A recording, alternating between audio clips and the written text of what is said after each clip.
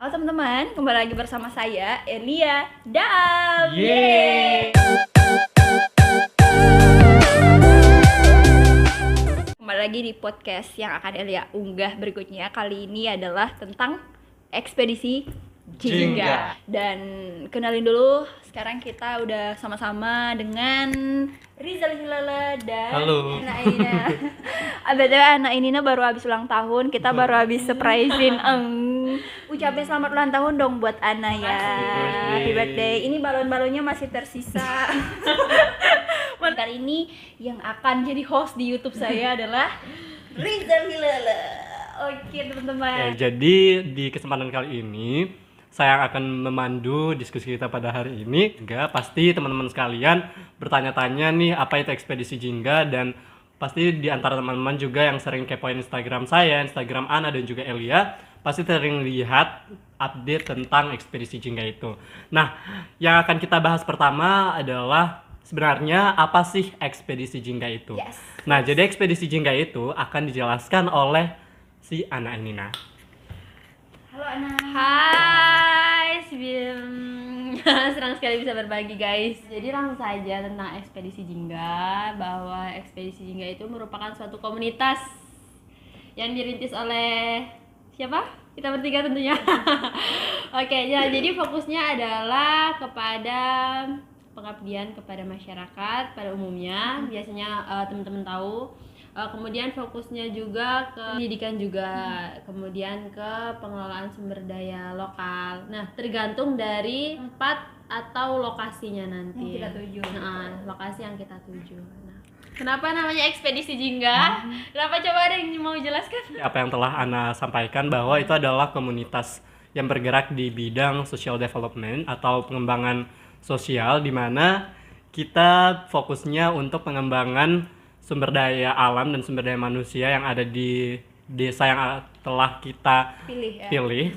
Terus juga kita di sana untuk berbagi ilmu dengan anak-anak yang ada di sekolah-sekolah desa tertinggal seperti itu. Iya, Nah, sekali.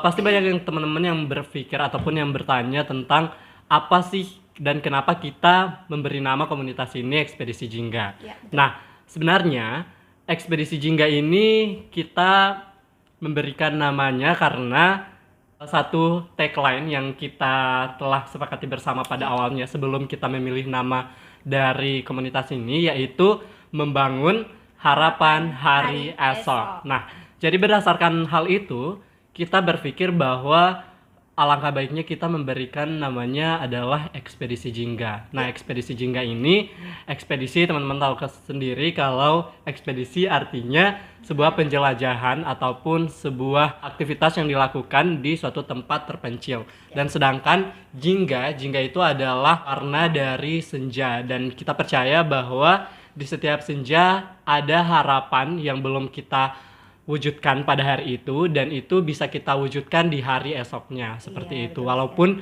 Jingga itu ataupun senja itu hanya singkat, tapi sangat mendalam makna dan juga bisa membuat hati menjadi tenang seperti itu. Dan itulah harapannya, semoga kita di sini bisa membuat anak-anak ataupun masyarakat yang ada di desa tertinggal itu bisa memiliki harapan-harapan yang luar biasa nantinya, karena kita percaya mereka juga punya cita-cita dan juga punya harapan untuk menjadi orang yang maju seperti itu. Punya ability yang kuat Yes, juga that's gitu ya. true. Dan teman-teman kalau misalnya kalian juga lihat di Instagramnya ekspedisi Jingga yang ini, kita taruh di sini deh ya. Ekspedisi Jingga. Kalau kalian pernah kepo, kalian lihat logo di ekspedisi Jingga itu kok ada yang gini-gini seperti ini. Kita kasih lihat di sini dah, di sini deh, di sini ya. Di sini. Di sini kita kasih lihat. Dan teman-teman kalau kalian mau tahu, logo ini penuh makna bagi kita bertiga, karena memang kita bertiga telah sungguh-sungguh mendalami pembuatan logo ini gitu. Cukup terharu, guys. Ya, dan itu warnanya warna jingga atau orange kemerahan. Itu tandanya tadi seperti Rizal bilang adalah warna senja, dari siang menuju sore, dari sore menuju malam ya. Nah, kemudian iya gitu.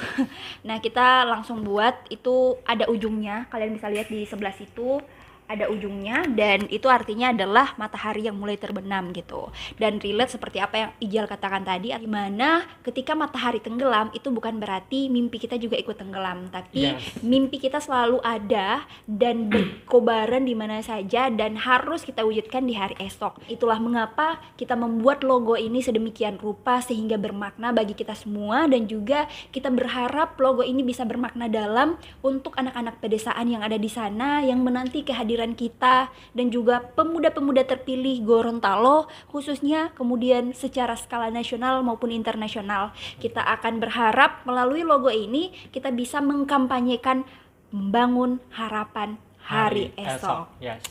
Dan teman-teman selanjutnya nih mungkin ada yang bertanya nih ke kita nih ya, gimana sih sejarah kenapa sampai komunitas ini ada gitu, dan komunitas ini ada berdiri tanggal berapa gitu-gitu sih. Berawal dari kita ingin membuat jumpa yang tak kunjung datang. Dan alhamdulillah dan alhamdulillah kita bertemu di suatu event, namanya adalah pelatihan jurnalistik. Desember. Ya, bulan Desember kemarin. 2019. Dan di situ karena kita ingin lebih intens lagi berkumpul, tentunya kita harus ada pokok-pokok yang harus kita bahas. Nah, kita sebagai mahasiswa tentunya kita harus bisa menjadi pendorong ataupun menjadi agent of change seperti itu. Iya, betul. Ya, oke. Jadi setelah itu kita akhirnya memutuskan untuk gimana kalau kita buat suatu komunitas. Nah, karena komunitas di Gorontalo sudah banyak yang bergerak juga di bidang sosial. Nah, bedanya kita sama komunitas-komunitas lain yang ada di Provinsi Gorontalo khususnya, itu adalah kita lebih fokus kepada pedesaan ataupun kepada anak-anak dan juga masyarakat yang ada di daerah-daerah terpencil yang ada di Provinsi Gorontalo.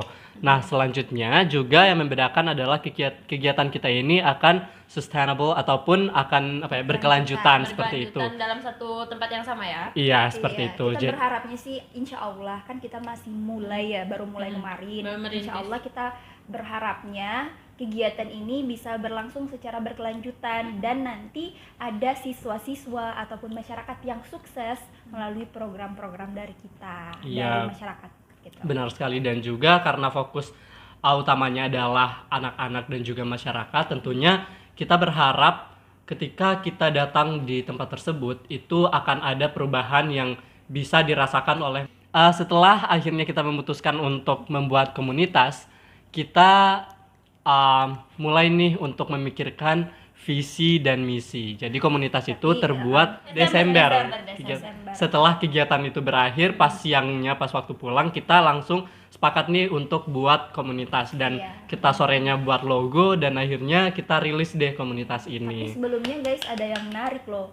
Kalian pasti mikirnya kita merancang semua itu di satu tempat yang luar biasa ya, kayak ruangan elit, super elit ya. Tapi asal kalian tahu, waktu itu kita menentukannya di samping, kalau UNG, kalau masyarakat Gorontalo pasti tahu Hotel Damhil. Di belakangnya itu ada halaman belakang di dekat jalan, di pinggir jalan kita berdiri aja sono. Dan setelah itu kita bincang-bincang, kita mau buat apa sih? Iya nih, susah nih ketemunya gitu-gitu. Dan akhirnya kita memikirkan, ya udah kita buat apa aja, komunitas kayak gitu-gitu ya teman-teman. Nah, akhirnya jalan itu menjadi saksi kita membuat sebuah komunitas. Jadi kita nggak buat dalam satu ruangan yang ber-AC, yang formal juga. Kita sambil berdiri bawa tas, kemudian dengan kesibukan masing-masing. Kamu udah mau kemana nih? 5 menit lagi aku udah mau pergi nih. 5 menit. Aku juga 5 menit lagi ada urusan gitu-gitu sih. Nah, alhamdulillah walaupun dalam waktu 5 menit Allah telah membantu kita semua dan juga teman-teman di rumah untuk bisa menghadirkan ide ini dan juga bisa berjalan sampai dengan saat ini tentunya ya teman-teman. Ya, biasa sok sibuk lah.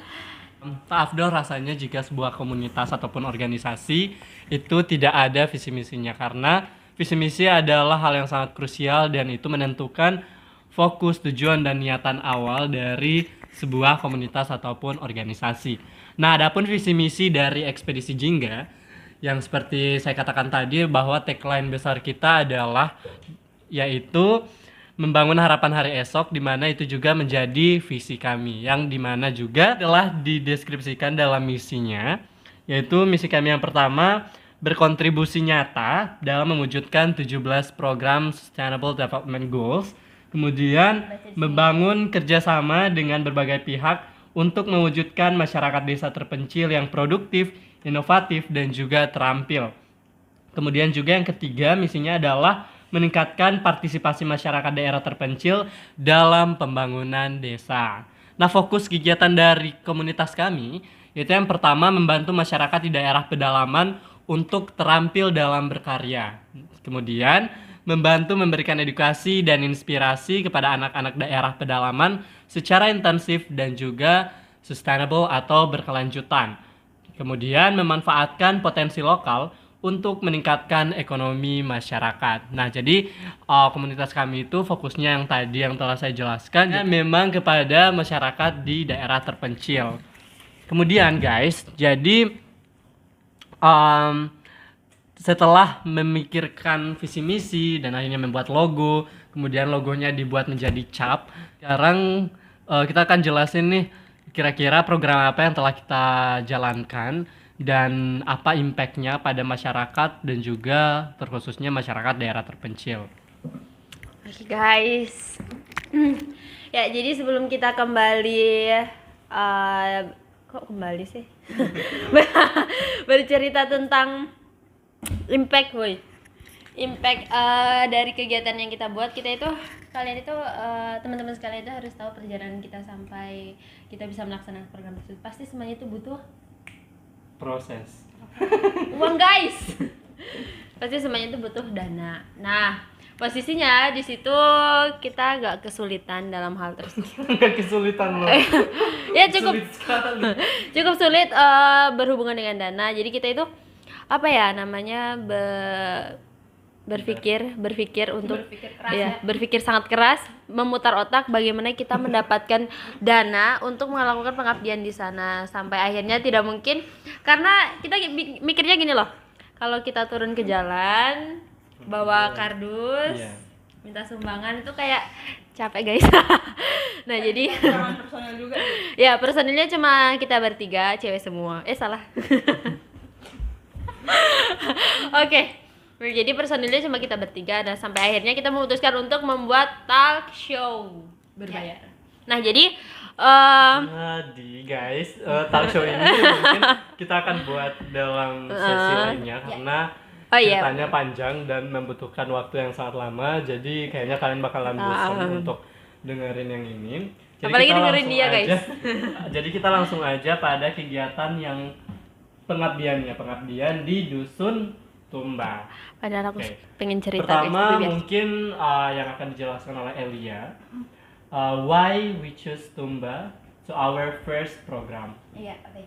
Nah teman-teman gini, jadi waktu itu kita pilih Tumba karena memang ada alasannya yang sangat krusial.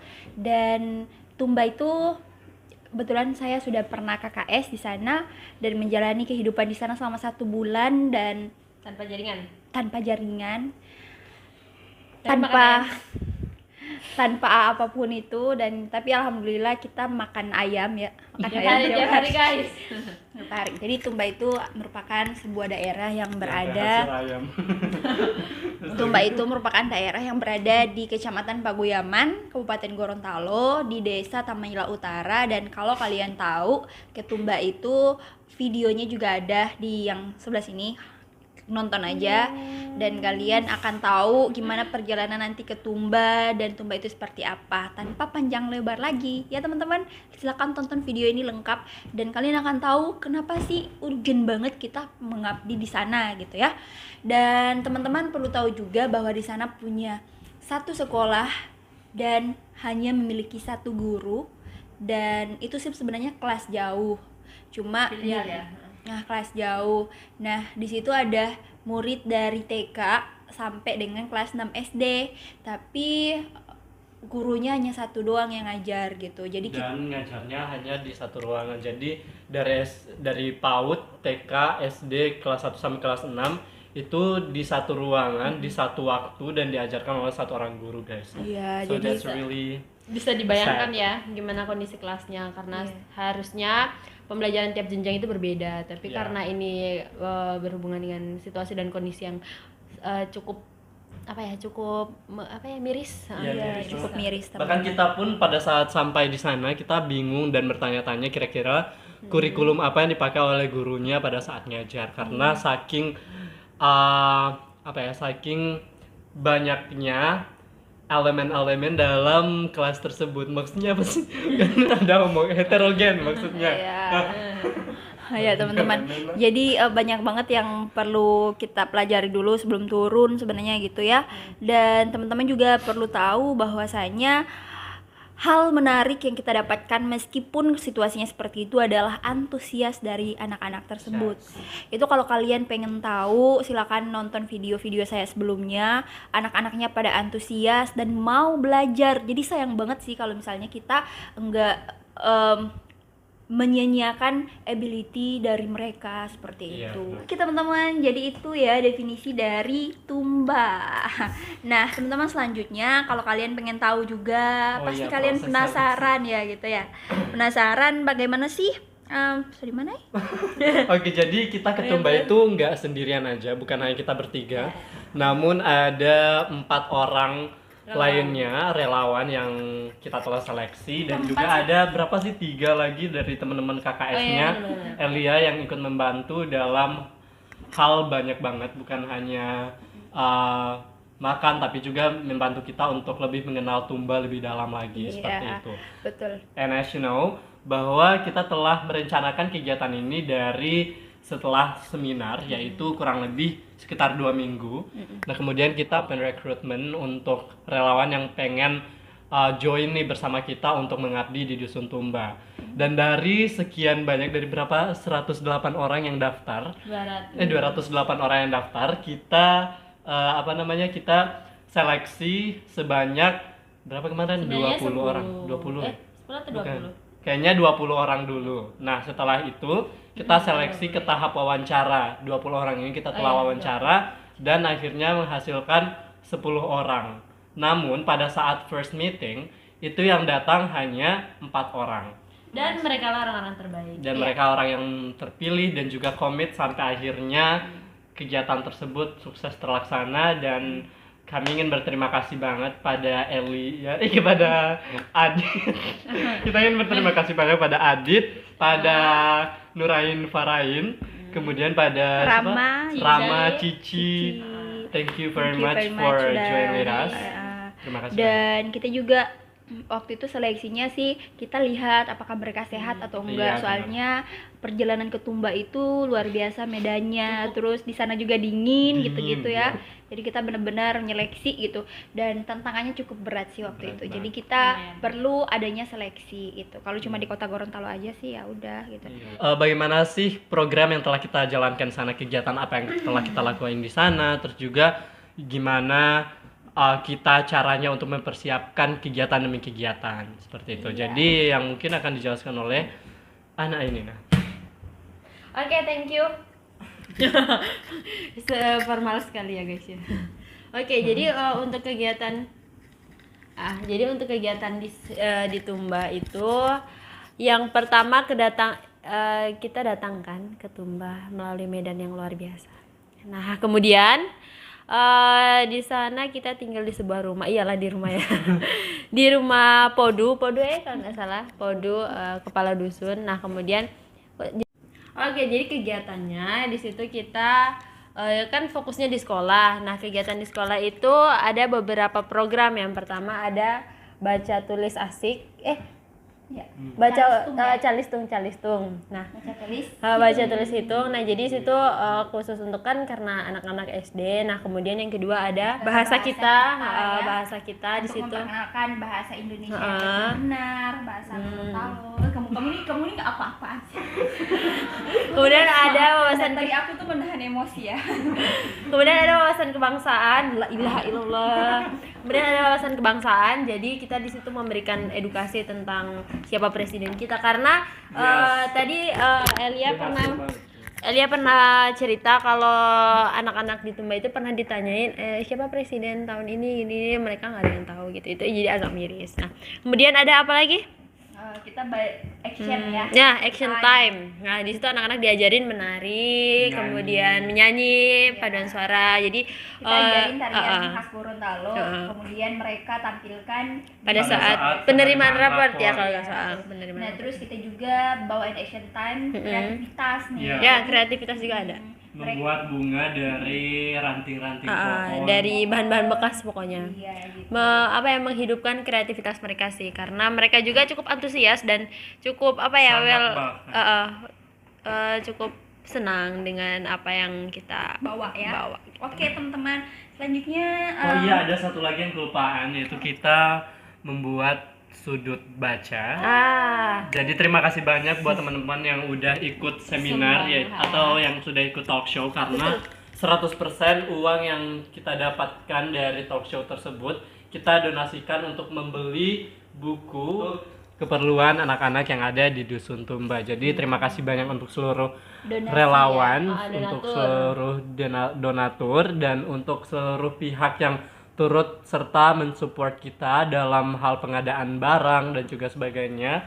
Terima kasih untuk UKM SKI, untuk SKI UNG. Terima kasih banyak yang telah membantu kami dalam persiapan fasilitas. Terima kasih juga pada PKM Universitas Negeri Gorontalo. Terima kasih pada Ibu Yuli yang telah membantu kami secara jor-joran sehingga segala kegiatan kami dapat terlaksana. Iya, karena benar banget kalau bicara sejarah gimana kita melaksanakan pengabdian pertama kita itu luar biasa. Karena kita cuma bertiga, guys. Dan kalau kalian pengen tahu, nanti kita cerita ya di season 2. Di season 2 kita cerita dari awal gimana sampai kita akhirnya memilih untuk membuat sampai kita sukses ya. Sukses menjalankan kegiatan ini. Sukses. Sukses di kegiatan pertama itu. Iya, alhamdulillah. Buatnya banyak nggak editnya. Dan selanjutnya rekrutmen. Oke. Nah, kalian teman-teman kalau pengen lihat bagaimana tanggapan masyarakat dan juga relawan atas program pertama yang kita buat, kalian langsung bisa akses video ini dan kalian bakalan dapat reaksi-reaksi yang berlebihan. Tapi emang bener gitu ya, dari kita tentang Tumba gitu dan tentang program kita gitu. Dan as you know, masyarakat di sana sangat amat antusias. Pada saat pertama kita datang pun mereka sudah menawarkan, malam ini kalian jadwal makannya di sini ya, malam besok kalian makannya di sini ya, kemudian siangnya kalian makannya di sini ya. Jadi mereka itu sangat menyambut tamu itu dengan sangat baik dan juga sangat sangat warm, sangat hangat, ya sangat hangat, dan mereka pun sangat baik kepada kita dan tidak ada satu hal pun yang kurang terkait dengan masyarakat dan juga sikap masyarakat yang ada di sana. Iya bener sih. Nah teman-teman, kalau kita bicara apa sih gitu, apakah cuma terhenti di kegiatan pertama kita ini, program yang akan kita jalankan? Jawabannya insya Allah tidak ya. Tentu aja enggak ya. Enggak. Kita punya satu mimpi besar lagi demi Indonesia kita punya, dan kita ingin membangun Indonesia lebih baik lagi. Iya. Membantu atau lebih tepatnya berkontribusi lah. Iya. So langkah pertama yang ingin kita lakukan adalah bagaimana kita bisa rekrutmen anggota dulu ya. Rekrutmen anggota dulu. Anggota komunitas ya, ini bukan. Iya, soalnya kan bukan relawan lagi, tapi anggota udah jadi yang mengurus di bagian dari komunitas pengurus ini. Karena kita sadar bahwa kita bekerja 3 orang itu memang nggak bisa, walaupun bisa ya, kita Cukup butuh berat. cukup berat dan kita kurang maksimal. Iya, kita butuh pemikiran orang hebat di luar sana, dan untuk itu kita tunggu kontribusinya untuk mendaftar di Ekspedisi Jingga. Jadi jangan lupa pantengin Instagram Ekspedisi Jingga bagi teman-teman pemuda yang memiliki jiwa sosial yang tinggi, yang ingin berkontribusi bagi negara dan juga memiliki keinginan untuk bertemu dengan orang banyak dan terutama untuk anak-anak. Kalian bisa pantengin terus Instagram kita karena dalam waktu dekat ini kita bakalan open rekrutmen untuk anggota. Dan Iya, sebenarnya bulan Maret, cuman kayak Masih ada isu virus corona dan sebagainya. Ada Jadi kendala kita wabah, gitu udah. jadi kita belum bisa jalan. Oke, selanjutnya tentang mengurus administrasi ya. Jadi kita rencananya kita akan mengurus administrasi untuk legalitas. Bener sih, karena berdasarkan pengalaman kami yang melaksanakan program kemarin tentang talk show dan juga tentang pengabdian di Dusun Tumba itu kami sempat bermasalah pada saat administrasi. Misalnya pada peminjaman tempat di PKM itu harusnya kita melampirkan SK notaris komunitas karena kita bukan berasal dari organisasi kampus. Jadi kita harus menyatakan bahwa kita benar-benar legal. Jadi kita memang ada sedikit kendala di situ, tapi alhamdulillah kendala itu dapat kita fixkan, dapat kita selesaikan dengan bantuan Ibu Yuli. Kemudian terima kasih Bu Yuli. Kemudian juga pada saat kita ingin turun ke Tumba itu pada saat kita memberitahukan diri ke sekolah utamanya bahwa kita akan turun ke Dusun Tumba, mereka sempat juga untuk menanyakan kelegalan dari komunitas ini. Tapi alhamdulillah berkat berbagai macam cara kita telah Tuhan. ya dan kita percaya bahwa Allah akan selalu di sisi kita apabila setiap kegiatan yang kita lakukan itu adalah kegiatan yang positif. Jadi kita sangat berterima kasih banyak kepada semua pihak, terima kasih pada sekolah yang telah memberikan kami izin untuk berkontribusi dalam pembangunan di Dusun Tumba. Iya, benar banget guys. Betul. Dan ada satu lagi nih guys dari kita yel bukan yel sih. Pokoknya kunci. Slogan apa guys? The power Jingga. Enggak maksudnya ada satu kata ataupun satu kalimat, kunci. satu keynote ya, keynote lah. ya gitu. yang jadi Saat kita dilanda down. kesusahan karena kita banyak banget kendala ya. Kita selalu mengatakan bahwa the power of Bismillah karena percaya bahwa dengan Bismillah semua akan dimudahkan dan dilancarkan dan kita sudah membuktikan. Dan ini sedikit tips ya bagi teman-teman yang sedang terkendala atau ingin melakukan sesuatu tapi susah sangat. Jadi the power Bismillah saja, Bismillah karena Allah itu selalu ada. Betul banget. Dan selanjutnya teman-teman melalui the power of Bismillah ini kita jadi yakin bahwa kedepannya kita bisa meraih apa saja dan kita bisa membuat sesuatu yang besar di Indonesia. Teman-teman perlu tahu bahwa insya Allah teman-teman ya, kedepannya kita akan lebih mengenalkan dan lebih maksimal lagi berusaha untuk mengenalkan ekspedisi Jingga di kalangan masyarakat Gorontalo. Insya Allah mohon restunya dan juga skala nasional maupun internasional itu menjadi mimpi besar kita. Iya benar banget karena kita pengen juga untuk membuat orang-orang di luar sana, di luar daerah Provinsi Gorontalo untuk tahu ternyata di Gorontalo juga kita harus membuat pendidikannya itu setara dengan yang ada di kota-kota besar. Jadi kedepannya kami memiliki mimpi dan harapan yang sangat besar untuk bisa membuat kegiatan ini skala nasional. Kita mengundang relawan-relawan seluruh Indonesia untuk sama-sama mengabdi di Gorontalo dan bahkan kita mau buat kegiatan skala internasional di mana masyarakat yang ada di seluruh dunia bisa datang ke Gorontalo dan sama-sama membangun Gorontalo berdasarkan perspektif yang ada di daerah-daerah mereka sendiri. Iya, gitu teman-teman. Jadi kita bilang seperti ini sama sekali tidak ada niatan untuk kita ria tentang usahanya kita atau pencapaiannya kita, achievementnya kita, itu enggak sama sekali. Kita bahkan ingin mengimbau dan menginformasikan, mari sama-sama dukung mimpi ini gitu ya teman-teman. Mari sama-sama turut serta dalam membangun mimpi ini karena di komunitas ini hanya sebuah wadah gitu yang bergerak, bukan hanya kita bertiga tapi seluruh relawan yang mau bergabung di komunitas ini dan ikut turut serta membangun Indonesia gitu. Jadi teman-teman di luar sana tunggu open recruitment-nya kita dan kita akan langsung bertemu. Because I believe together we can do better. Thank you. Yes, because I believe Indonesia is our home. Our home is our responsibility.